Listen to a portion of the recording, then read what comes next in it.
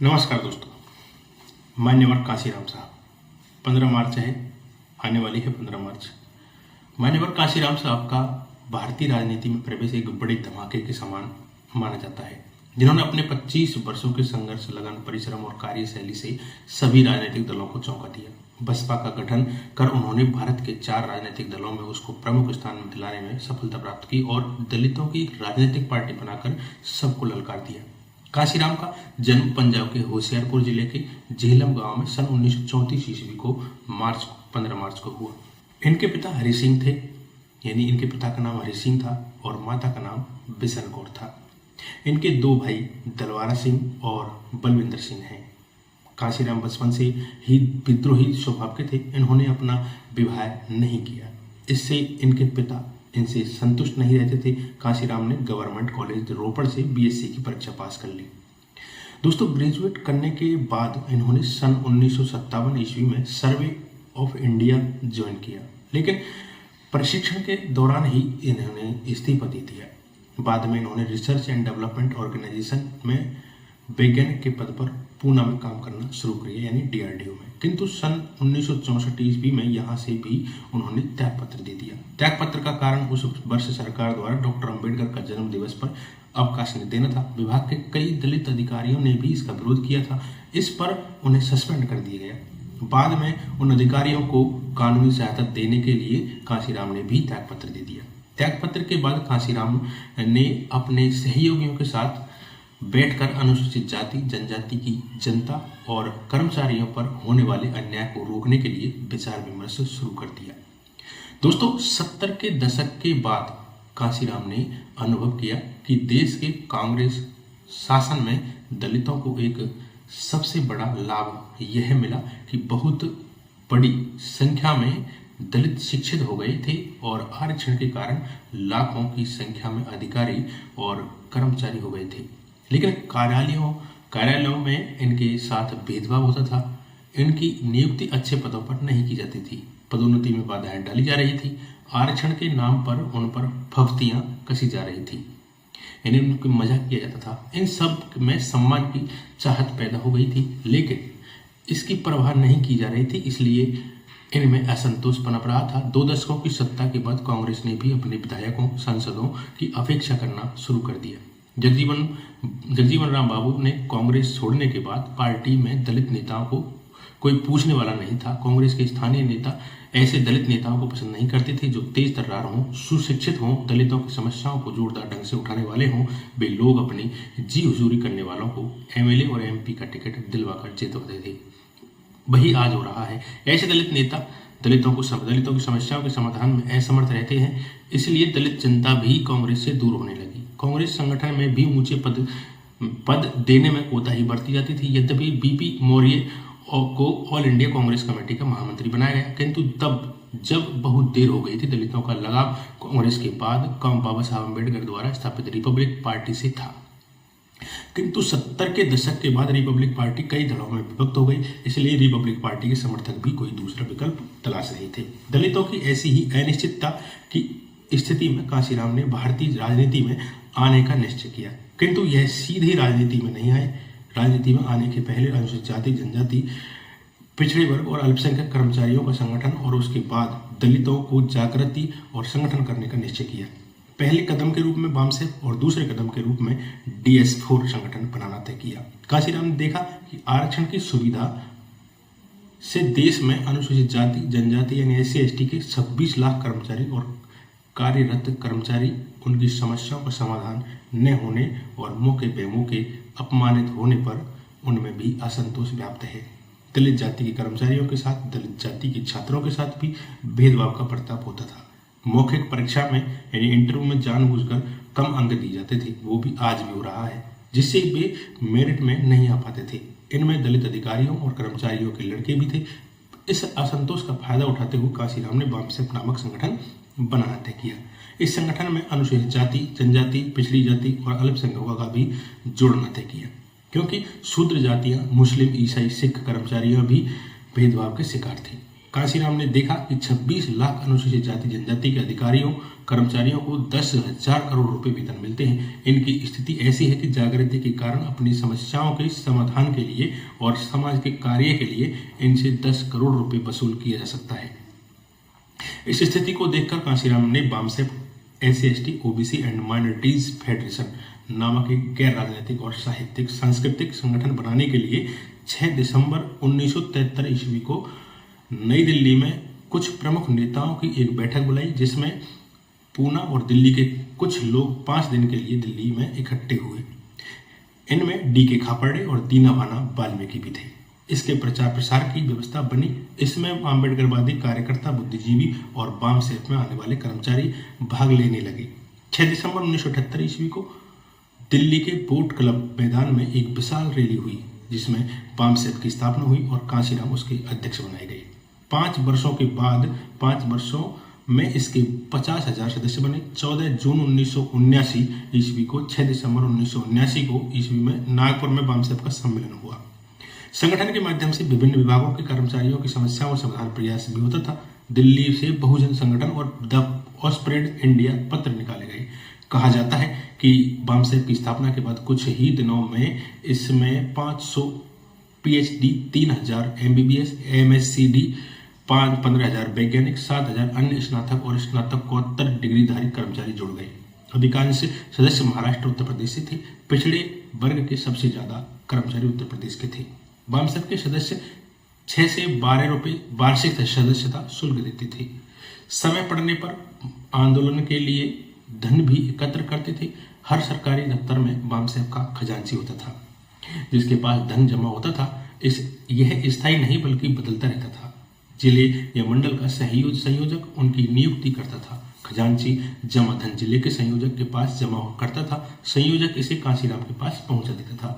इस संयोजक की नियुक्ति कांशीराम द्वारा होती थी। वे कार्य कुशलता और निष्ठा को ध्यान में रखकर उसकी नियुक्ति करते थे। बसपा के गठन के बाद बामसेफ को पृष्ठभूमि में धकेल दिया गया। घुमा फिराकर बामसेफ के लोग बसपा के अवश्य जुड़े रहे, किंतु बामसेफ भी अब भी है, परंतु वह कई धड़ों में बट गया।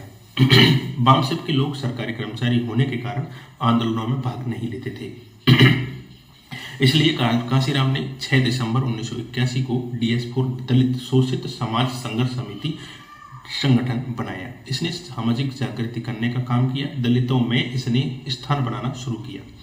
हरियाणा में 1982 में परीक्षण के तौर पर DS4 को विधानसभा में चुनाव लड़ाया गया। इसमें DS4 को कम्युनिस्ट पार्टियों और कांग्रेस एस से अधिक वोट मिले। 1982 में DS4 ने पूना पैक्ट धिक्कार दिवस मनाया, जिससे परंपरागत राजनीति में भूचाल आ गया। कांशीराम ने सामाजिक न्याय के बदले समाज परिवर्तन का नारा दिया। दलित न राम को, न गांधी को और न अन्य को आदर्श मानता है, वह डॉक्टर अम्बेडकर को आदर्श मानता है, ऐसा कहा। 14 अप्रैल 1984 को एक विशाल रैली में बसपा या बहुजन समाज पार्टी की स्थापना की घोषणा कर दी गई। इसके अध्यक्ष मान्यवर कांशीराम बनाए गए। बसपा के सभाओं में कांशीराम ने ऐसे नारे दिए जिसमें सवर्ण एक तरफ और शेष दूसरी जातियां दूसरी तरफ के ध्रुवीकरण में सहायक हुई। कांशीराम ने नारा दिया कि ठाकुर बावन बनिया छोड़ बाकी सब DS4। ठाकुर बावन बनिया चोर बाकी सब हैं DS4। कांशीराम ने इस नारे के साथ BSP पार्टी की शुरुआत की। तिलक तराजू और तलवार, इनको मारो जूते चार। इस नारे के साथ मायावती ने भी अपना आपा खो दिया। राम को फेंको नदी में, भीम को ले लो कंधिया में, यानी राम को फेंक दो नदी में और भीम को कंधों पर उठा लो। वोट हमारा, राज तुम्हारा, नहीं चलेगा नहीं चलेगा। सभी सभाओं में शुरू में यह कहा जाता था कि सभा में अगर कोई सवर्ण जाति का व्यक्ति हो तो वह अपने आप सभा से उठकर बाहर चला जाए, अन्यथा उसे लाठियों और पत्थरों से पीटकर सभा से बाहर कर दिया जाएगा। ऐसी बातें, ऐसे नारे लगाए जाते थे जब मीटिंगें स्टार्ट होती थी। दलितों को आकर्षित करने के लिए निम्न तरह तरह के नारे भी दिए जाते थे। जो जमीन सरकारी है वह जमीन हमारी है, यही कांशीराम का नारा है। 1991 में रैली में कांशीराम ने बोट क्लब पर कहा कि हम समाज व्यवस्था और आर्थिक व्यवस्था में बदलाव लाना चाहते हैं। पूना की एक सभा में कांशीराम ने कहा, मैं तब तक आप लोगों को बुद्धिस्ट नहीं बनने दूंगा जब तक वो आरक्षण देने लायक नहीं बन जाते। बसपा की सभाओं में सत्ता में और सर्वत्र यानी सभी जगह भागीदारी की बात की जाती थी। देश की कुल जनसंख्या में 15% सवर्ण, शेष 85% अन्य लोग हैं। इसलिए उसी अनुपात में भी सभी को सब जगह भागीदारी मिलने की बात कही जाती थी। यह भी ध्रुवीकरण में सहायक होकर लोगों को बसपा की ओर आकर्षित करता था। बाद में सवर्णों में बनिया को अपने साथ लाने का प्रयास हुआ। कांशीराम ने नया नारा दिया, बनिया माफ ठाकुर हाफ बामन साफ, यानी बनियों को हम माफ करते हैं जो उन्होंने हमारे साथ गद्दारी की है, ठाकुर आधे लेंगे, बामन को बिल्कुल हमने लेंगे नहीं। सभाओं में यह भी कहा जाता है कि हमें आरक्षण लेने वाला नहीं, आरक्षण देने वाला बनने की जरूरत है। राजनीतिक पार्टियों में कांग्रेस और भाजपा को मनुवादी पार्टी कहकर एक को ए टीम और दूसरी को बी टीम, ए टीम और बी टीम कहा जाता है। वहीं एक को सांपनाथ, दूसरी को नागनाथ की संज्ञा दी जाती है। कांशीराम कहते हैं कि उच्च जाति के लोग पार्टी में शामिल हो सकते हैं लेकिन नेतृत्व ग्रहण नहीं कर सकते। कांशीराम ने बसपा के प्रचार के लिए देश भर का दौरा किया।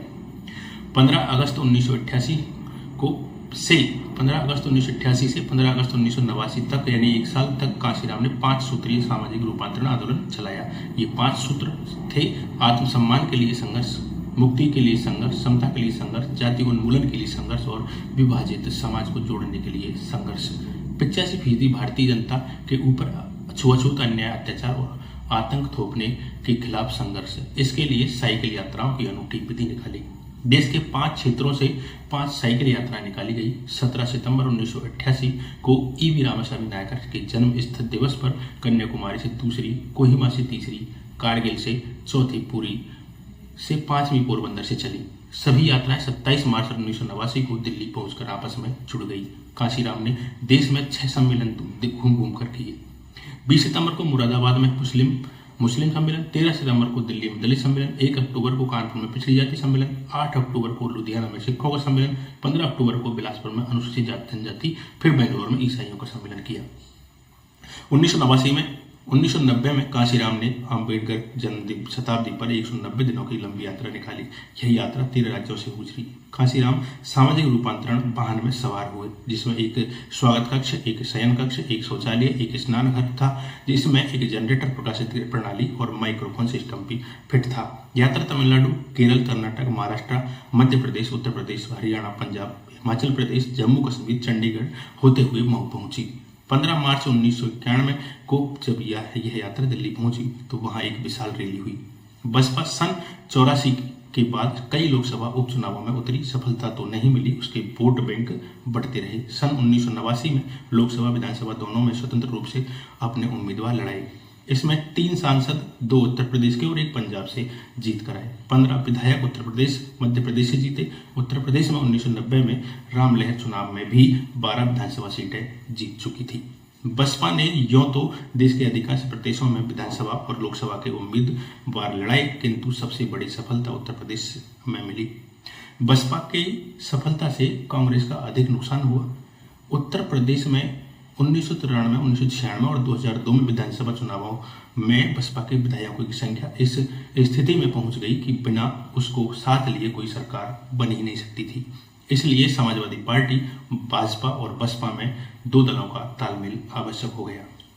1993 में बसपा के सहयोग से समाजवादी मुलायम सिंह मुख्यमंत्री बने, लेकिन लगभग 2 वर्ष बाद बसपा ने उनसे अपना समर्थन वापस ले लिया।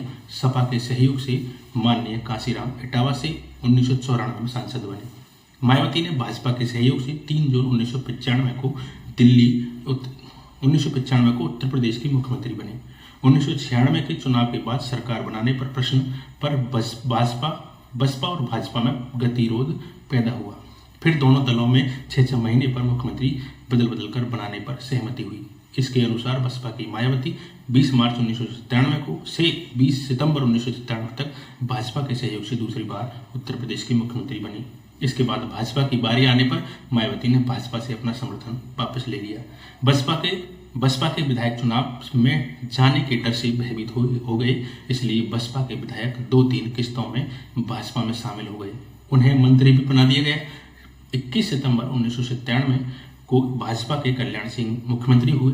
फिर राम प्रकाश गुप्त और राजनाथ सिंह भाजपा के मुख्यमंत्री बने। राजनाथ सिंह 28 अक्टूबर 2000 ईस्वी से 7 मार्च 2002 तक मुख्यमंत्री रहे। इसके बाद 2002 के चुनाव के बाद किसी को स्पष्ट बहुमत न मिलने पर अनिश्चितकालीन की स्थिति में 8 मार्च से 5 मई 2002 तक राष्ट्रपति शासन रहा। 5 मई 2002 ईस्वी को भाजपा के सहयोग से फिर मायावती तीसरी बार मुख्यमंत्री बनी, किंतु 26 अगस्त 2003 में उसने अपना समर्थन वापस ले लिया। मायावती के हटने पर बसपा के कई विधायक सपा में चले गए और सपा के मुलायम सिंह उत्तर प्रदेश के मुख्यमंत्री 30 अगस्त 2003 को बने। इस प्रकार मान्यवर कांशीराम ने अपने परिश्रम से बसपा की जो साख बनाई थी उससे मायावती को 3 बार मुख्यमंत्री बनने का अवसर मिला। कांशीराम जी ने राजनीतिक क्षेत्र में बसपा को कई सफलताएं दिलाई, किंतु उनकी पार्टी पर कई आरोप भी लगाए जाते हैं। आजकल माननीय कांशीराम आजकल सख्त बीमार चल रहे हैं, यानी उन दिनों की बात है। मायावती ने उनको दिल्ली के बत्रा अस्पताल में उनका इलाज करवाया। अब उन्होंने कांशीराम जी को अपने घर पर रखा हुआ है। कांशीराम की मां 93 वर्षीय बिशन कौर और भाइयों ने सुप्रीम कोर्ट में मायावती से मुक्त कराने की गुहार लगाई। अपने जीवन के इस पड़ाव पर आकर उन्होंने घोषणा की थी कि वे अपने 2 करोड़ अनुयायियों के साथ बौद्ध धर्म के शरण में चले जाएंगे। ऐसी अपेक्षा की जाती है कि आगामी वर्ष अर्थात बाबा साहब की धम्म दीक्षा के स्वर्ण जयंती वर्ष में वे अपना संकल्प वैसे ही पूरा करेंगे। कुछ भी हो, कांशीराम ने दलितों के साथ अति पिछड़ों और अल्पसंख्यकों को जोड़कर 3 बार बसपा का उत्तर प्रदेश में मुख्यमंत्री बनवाकर दलितों के स्वाभिमान को जगाया और राजनीति में दलितों की नई पहचान दिलाने में महत्वपूर्ण भूमिका निभाई है। उनके सामाजिक परिवर्तन के प्रयास को भुलाया नहीं जा सकता। तो दोस्तों, कांशीराम के जन्म दिवस पर सभी को ढेर सारी शुभकामनाएं, मंगल कामनाएं। जय कांशीराम, जय भीम, जय मायावती, जय बसपा। धन्यवाद, नमस्कार।